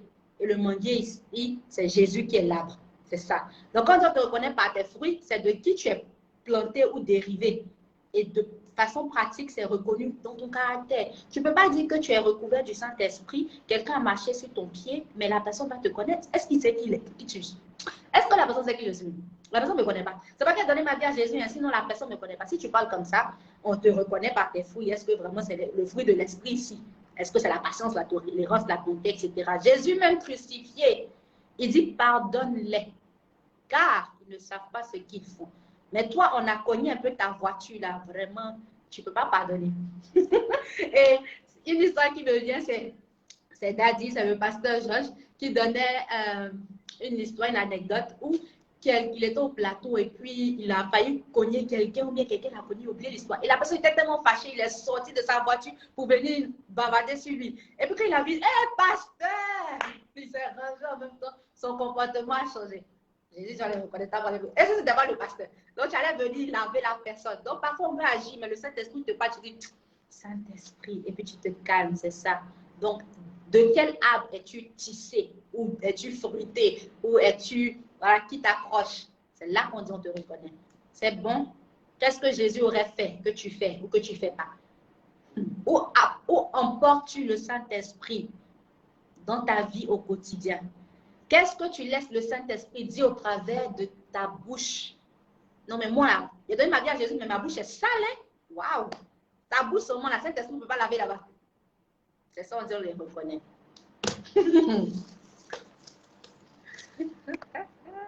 Alors, question. En tout cas, c'est pas facile. C'est pas facile, fait, le Saint-Esprit. Comment on fait pour être une bonne... J'arrive pas à voir tout. Comment on fait pour être une bonne... Si tu arrives à voir la question. Pour être une bonne intime, je sais c'est ça. Pour être une bonne intime du Saint-Esprit. C'est ça. Okay. Je crois que c'est ça. Donc, pour être une bonne intime du Saint-Esprit, c'est facile, d'accord? Facile dans l'analogie, dans la comparaison, mais difficile dans la pratique. Donc, c'est comment être une bonne femme, parce que nous sommes l'Église, nous sommes l'épouse de Jésus, n'est-ce pas? Donc, comment être une bonne femme pour notre Seigneur, pour notre Maître, pour le Saint-Esprit? Qu'est-ce que la bonne femme fait? Qu'est-ce que la femme 31 fait, si vous voulez? Qu'est-ce que la bonne femme fait? Elle se réveille tôt, elle se prépare pour son mari, elle nettoie sa maison. Qu'est-ce que la bonne femme fait? Elle prépare toutes ces analogies que vous pouvez donner en tant que bonne femme, épouse ici que nous sommes tous. C'est comme ça aussi tu ramènes dans le volet spirituel. Donc, comment tu peux être cette bonne femme pour le Saint-Esprit ou pour Jésus? Donc, la bonne femme, elle fait quoi? Jésus dit en Éphésiens 5 qu'il la rend sans tache, ni ride, ni rien de semblable. C'est une femme impeccable pour le Seigneur, n'est-ce pas? Qu'est-ce que ces 5 vierges ont fait? Elles ont préparé leur huile. Elles étaient prêtes à accueillir le maître. Donc, tout ça, ça nous permet, quand vous étudiez tout ça, et c'est votre exercice, ok? Quand vous étudiez tout ça, vous voyez comment vous préparez pour votre Seigneur. Et de façon quotidienne, quand tu te réveilles le matin, à qui parles-tu en premier? Est-ce que tu parles à Facebook pour voir les actualités? Est-ce que tu parles à Instagram ou quel autre réseau social? Ou bien tu parles au Seigneur Jésus? Est-ce que tu écoutes le Seigneur d'abord ou tu écoutes les nouvelles de CNN? Tu écoutes laquelle des nouvelles? La bonne nouvelle de Jésus-Christ, comment l'écouter au travers de sa parole? Et la Bible, j'ai bien dit, ce n'est pas un roman. On ne lit pas vite. Et Jésus dit que, et puis tu comprends rien dedans, ça fait pas ça. Tu prends ton temps, ok? Même s'il y a un roman dedans, c'est pas un roman. Tu prends ton temps, tu lis, tu poses des questions, tu reviens. C'est pour toi toute la vie. Si tu vas lire un chapitre, c'est pas grave, un verset, et tu répètes ce verset tout le temps dans ta tête. C'est pas une compétition. C'est pas parce que quelqu'un prie 3 heures, tu as prié 3 heures. Vous n'êtes pas au même niveau d'intimité, ok? Et Dieu va juger chacun selon son niveau. Tu peux pas te comparer. Tu prends de ton temps, tu lis, tu répètes ça chaque jour. Durant toute la journée dans ta tête, voilà, qu'est-ce que Dieu veut que je fasse, qu'est-ce que Dieu dit de moi, etc., etc. Tu bâtis ton intimité, tu pries. On a vu tout à l'heure, Jésus même pria. Qui suis-je pour ne pas prier? Tu pries tous les jours. Tu ne pries pas seulement pour ce que tu veux, tu pries pour qui il est. Il y a une différence entre la louange et l'adoration. La louange, c'est dire ce que Dieu a fait. L'adoration, c'est dire qui il est. Tu es bon, tu es merveilleux, tu es tout puissant, tu es dans. C'est ça. Le matin, quand tu te réveilles, il faut lui dire ça. Toi-même, tu es femme ou tu es homme ici. Si ta chérie ou ton chéri te dit, ah, vraiment, tu es beau, tu es incroyable, n'est-ce pas que tu es fier, tu es femme? Imagine le King of Kings. Tu te réveilles, tu lui donnes cette adoration chaque jour. Ce n'est pas du jeu. Chaque jour. N'est-ce pas que quand tu te réveilles, tu prends ton téléphone pour dire, chérie, ça va, comment tu vas? Et pour ceux aussi qui habitent avec lui, tu le salues chaque jour, mais pourquoi pas le Saint-Esprit? C'est la même chose. Et moi, je crois que Dieu nous a donné le mariage pour vraiment comprendre vie spirituelle, comprendre notre christianisme ou notre relation avec Dieu. Parce que c'est là où tout est testé. Tout ce que tu dis, ta vie chrétienne, tu pardonnes vite. Toi, tu fais ci. On va dire, ok, voici le terrain. Pardonne, on va voir. Fais telle chose, on va voir. C'est ici on s'entraîne dans notre intimité avec Dieu. C'est ça. Yes, prophet. Tell us. Merci beaucoup. Je vais épingler une question très importante. Il y a Wefine qui a posé la question selon laquelle elle a dit: j'ai entendu une fois dire que l'évangélisation devait être accompagnée des vérités que cache la vie chrétienne, c'est-à-dire les souffrances endurées. Ma question est la suivante: si on le fait, est-ce que les gens auront envie de suivre Jésus parce que personne ne veut souffrir? Wow. Au moins, Ça, je n'ai jamais entendu qu'on doit parler de la souffrance, mais je dirais qu'on doit parler de la réalité. C'est quoi la réalité? Donc, on ne vient pas à Jésus parce qu'il va nous donner un mariage. On ne vient pas à Jésus parce qu'il va nous donner un visa. C'est pour ça que beaucoup de gens quittent les églises. Mais vous êtes, il va me donner un visa depuis, je n'ai pas encore voyagé. Donc, il a fait comment? Il a parti quelque part d'autre. On ne vient pas à Jésus parce qu'il va me donner un travail. Non, on vient à Jésus parce qu'il va te sauver. C'est ce qu'il a garanti. Il a garanti le salut de ton âme. Donc, tout le monde cherche que son âme va être sauvée. Moi, si tu me dis, tu garantis mon salut, mon éternité. Personne ne sait là où il va aller, sauf Dieu. Et toi, bien sûr, personnellement, si tu as accepté Jésus. Donc, tu promets à la personne ce que Jésus a promis. C'est ça, c'est le salut de son âme. Et dans le salut de son âme, là, il y aura des persécutions, c'est clair.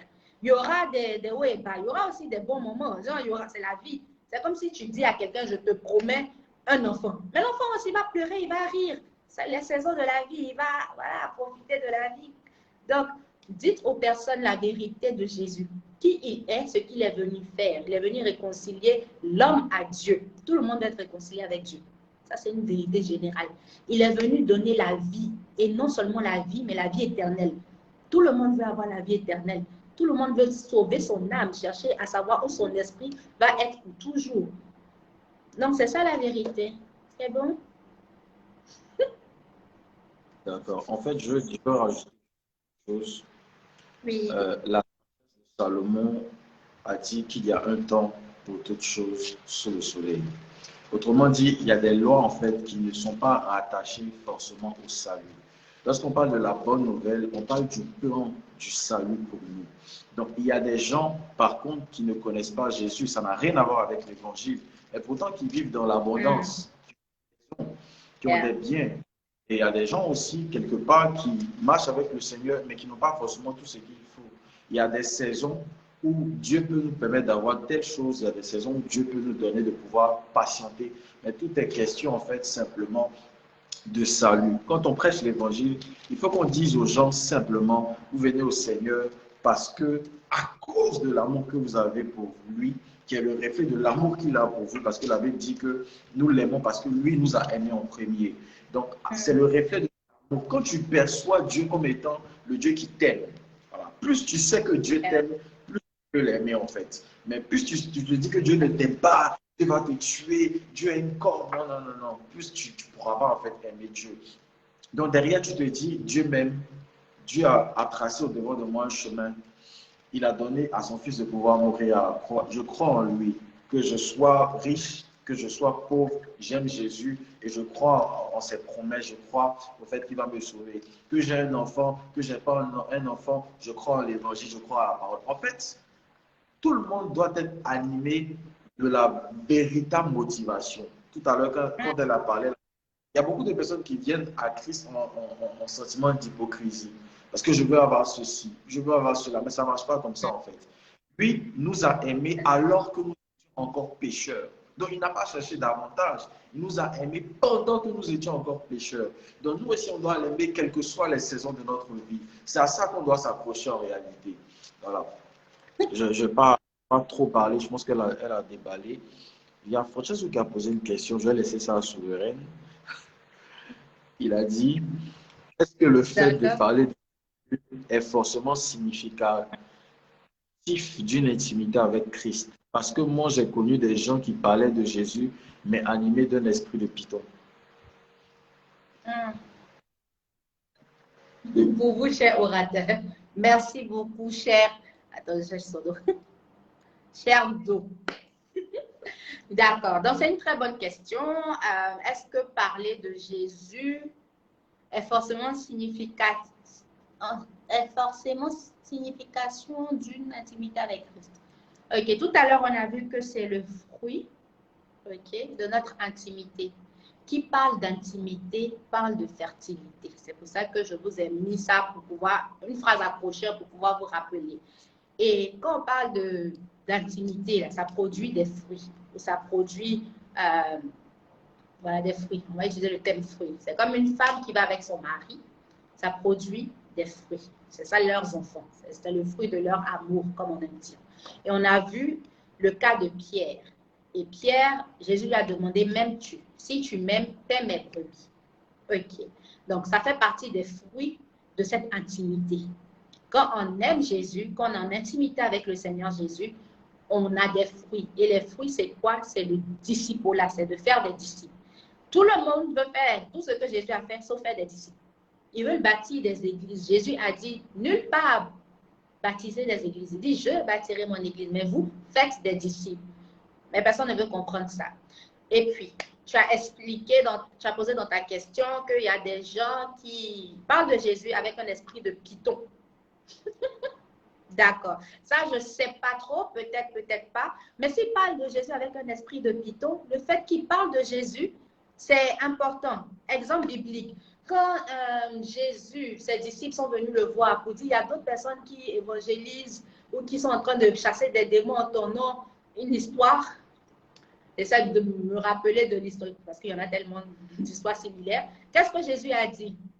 Que s'ils ne sont pas contraires à moi, s'ils ne sont pas en train de diviser, s'ils ne sont pas contraires à moi, c'est qu'ils continuent de faire ce qu'ils font. S'ils ont esprit de python qui sont en train d'évangéliser pour la cause de Jésus, ce n'est pas une mauvaise chose. Est-ce que tu te rappelles de l'histoire? I have to look for it. Où ils sont venus dire à Jésus qu'il y a des gens qui faisaient la même chose. Et Jésus dit, s'ils ne sont pas en train de diviser, ben qu'ils fassent. Donc, si c'est vraiment des gens qui ont des esprits de python et qui évangélisent vraiment pour Jésus-Christ, gloire à Dieu. Si tu viens me dire même que Satan est en train d'évangéliser pour Jésus, gloire à Jésus. Il peut susciter n'importe qui, il peut susciter des pierres. Donc, la question est un peu partie. Je ne sais pas si j'ai répondu dans son entièreté. Mais c'est important d'avoir des fruits de son intimité. Et les fruits, là, il dit, si tu m'aimes, paie mes brebis. Il n'a pas dit autre chose. Question pour Souveraine. Waouh! Tu as parlé de convertir la nation avec qui nous marchons. J'aime ça. Meilleur ami, mais ma question, c'est comment le faire? Attends, je suis en train de voir. Comment le faire lorsque la personne est têtue? C'est d'abord prier pour la personne si elle est têtue, parce que nous avons tellement de personnes têtues dans nos vies. C'est de continuer à prier pour la personne et lui parler de temps en temps comme on peut, au travers des circonstances, au travers des situations que nous vivons, de toujours amener ça. Tu pries, tu parles à la personne, tu lui annonces la bonne nouvelle, mais il n'y a toujours pas de changement et la personne ne t'oblige pas à devenir comme elle. Au contraire, elle apprécie celle que tu es devenue par Christ, mais ne saute pas le pas elle-même. Ouais. Donc, ton rôle, c'est, si tu continues de prier pour la personne et que la personne ne change pas, tu auras fait ta part. Continue de prier parce qu'il y a différentes catégories. L'apôtre Paul dit, un arrose, un plante, l'autre arrose, c'est Dieu qui fait croître. Donc, toi, ton rôle peut être de prier pour ta meilleure amie, ton meilleur ami. Quelqu'un d'autre, un jour, son rôle pourra lui parler. Une petite parole même, que toi, tu dis depuis là. Parfois, la personne qui est à côté de nous, là, parce qu'on entend ça très souvent, ça ne nous dit rien. Mais quelqu'un d'autre va venir dire la même chose et puis le déclic, le Saint-Esprit agit. Donc, chacun a son rôle. Toi, ton rôle, c'est de prier pour la personne. Quelqu'un d'autre, son rôle sera de lui parler. Et Dieu, c'est lui qui prend la gloire, c'est lui qui va faire croître. Si la personne est prédestinée, à un autre thème, un autre jour, à être sauvée, quel que soit ce que nous faisons, si son temps est marqué, il est élu avant la fondation du monde, donc il n'y a rien à dire, la personne sera sauvée. Et Jésus a fait sa part. Nous, nous devons faire la nôtre. Sa part était de mourir. Nous, c'est d'annoncer. Quelqu'un est venu mourir. Toi, tu ne peux pas mourir. Il faut parler seulement, là, tu ne peux pas parler aussi. C'est chaud, hein? Que Dieu nous aide à parler de lui autour de nous. Yes. La Bible dit aussi que le Saint-Esprit viendra nous convaincre du péché, de la justice et du jugement. thème. Toi, ton rôle, c'est d'annoncer, c'est de parler. C'est ça, toi, ton rôle. Mais celui qui donne la conviction, c'est le Saint-Esprit. Voilà. Des gens peuvent échapper à tes conseils, mais pas à tes prières. Donc, toutes les fois, tu auras l'occasion de réfléchir et nous pour prier pour ces personnes-là. Ce sont des semences que tu es en train de faire. Le jour où Dieu décidera de rencontrer cette personne-là, cela se fera. Et ça ne dépend pas de toi, ça dépend simplement de lui. Voilà. Je ne sais pas si tu veux répondre à une dernière question, sinon on va juste prier pour la fin. Oui, d'accord, il n'y a pas de problème. Et ça me rappelle aussi une histoire où quelqu'un donne un témoignage. Il y a une femme qui était à une frontière, pays A, pays B. Elle traversait. Et quelqu'un essayait de l'évangéliser dans le pays A. Elle voulait rien entendre, elle était en colère, elle était fâchée, voilà. Ils sont passés de l'autre côté de la frontière. La personne voulait insister quand même, on ne sait jamais. Pays B, même personne, les deux, parler, elle était favorable. Et ça, le Saint-Esprit lui a dit, la personne donne son témoignage, que les esprits dans le territoire A, ils ont bloqué l'évangile. Parfois, il y a des choses aussi spirituelles que la personne traverse. Donc, ils ont bloqué la parole, ils ont bloqué l'évangile et pays B n'a pas cette même réalité, n'a pas cette même expérience. C'est pour ça que la parole était favorable dans le cœur de la femme dans pays B. Donc, parfois aussi, il y a des esprits territoriaux, il y a des esprits ancestraux, il y a beaucoup d'esprits qui empêchent la personne de recevoir. Donc, si nous aimons la personne, paître les brebis là, c'est pas seulement parler, c'est aussi prier, c'est aussi encourager, c'est aussi être là pour la personne. Parfois, quelqu'un, tu es là pour elle, tu es là pour elle, et elle vit une situation où ta présence même là fait du bien au point où elle veut s'adonner à ton Dieu. Il y a des expériences. Donc, tout ça, c'est pas automatique. C'est pas, c'est pas comme ça. C'est tout un système, c'est un mécanisme. Jésus a pris 3 ans avec des collecteurs d'impôts, avec des menteurs, avec des ceci et cela. Ça prend du temps. C'est ça. Maintenant, il y a des gens aussi qui aiment perdre le temps des gens. Si tu as pris tout ton temps, mon cher, il faut passer à quelqu'un d'autre. L'onction va le suivre là-bas. Il faut équilibrer les choses. D'accord. La dernière question qu'on va prendre, c'est celle d'Éric. Il a dit, quelles sont les actions à mener pour être intime à Christ? On a quand même répondu, mais on va se répéter. Les actions à mener sont déjà une vie de dévotion et de consécration. C'est important d'avoir une vie de consécration. Quand on dit on est consacré à quelqu'un, on est mis à part. Donc, il y a des choses qu'on ne fait pas. Un exemple, c'est, j'aime bien donner les exemples fondamentaux, naturels, relations homme-femme. Ça nous permet aussi de comprendre la relation entre nous et Dieu. La relation homme-femme, vous êtes mariés, vous êtes en alliance. You're in a covenant. Quand vous êtes en alliance là, il y a des choses que tu ne peux pas faire. Je ne peux pas aller être en alliance avec quelqu'un d'autre. Si je le fais, c'est de l'adultère. C'est pour ça que Dieu disait au peuple d'Israël, quand ils allaient se prosterner pour coucher seulement là, se prosterner devant notre Dieu, il dit c'est de l'adultère. Parce qu'on ne se prosterne pas devant un autre Dieu. Pour moi, en tant que femme ici, mon adultère, c'est d'aller me prosterner aussi devant un autre homme. Homme physique, c'est de l'adultère envers mon intimité, ma relation, mon alliance avec mon époux. C'est ça. Donc, cette consécration-là, tu ne peux pas aller te prosterner partout.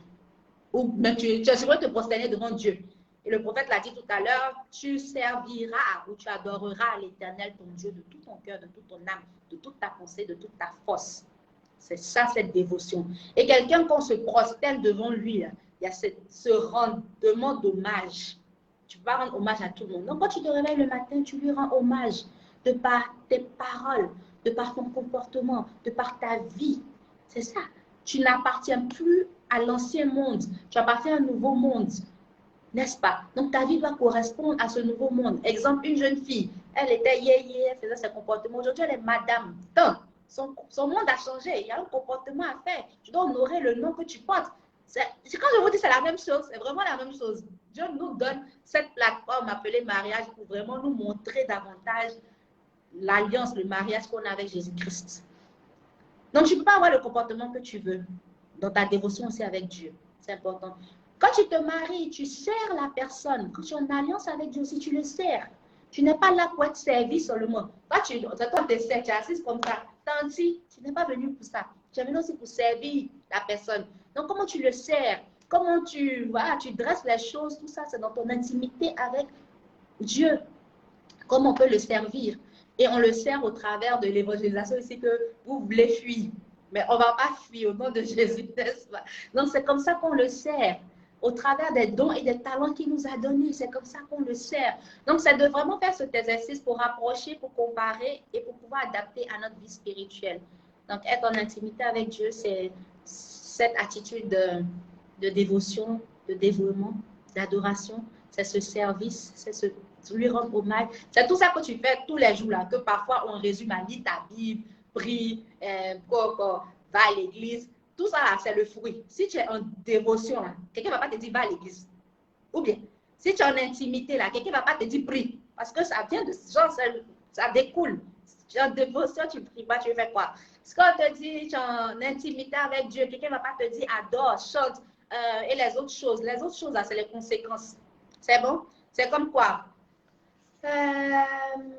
Une jeune fille qui a des rapports sexuels hors mariage et qui tombe enceinte. C'est les conséquences. Tomber enceinte là, c'est parce que tu dois fuir ou pas fuir. C'est ne pas fuir l'acte qui va t'emmener à ses conséquences. Donc, dans notre exemple ici, c'est de faire l'acte qui va nous emmener à ces résultats. D'où on appelle notre intimité avec Dieu. C'est bon? Cette dévotion, on va y arriver. C'est quotidiennement. Dans le temple de Dieu, il brûlait chaque jour de l'encens à Dieu, de sacrifice. Chaque jour, tu dois te lever pour faire ton autel, pour bâtir ton autel. C'est là que tu rencontres Dieu. Chaque jour, tu ne peux pas aller confronter la vie, aller faire face aux difficultés, et tu n'as pas entendu ce que Dieu dit pour toi. Il y a beaucoup de choses que tu peux éviter. Parfois, c'est nous-mêmes, on rend notre chemin long. Il y a beaucoup de choses que tu peux éviter parce que lui, il voit devant. Donc, c'est vraiment cette amitié, au-delà même d'amitié, intimité avec notre Père d'amour.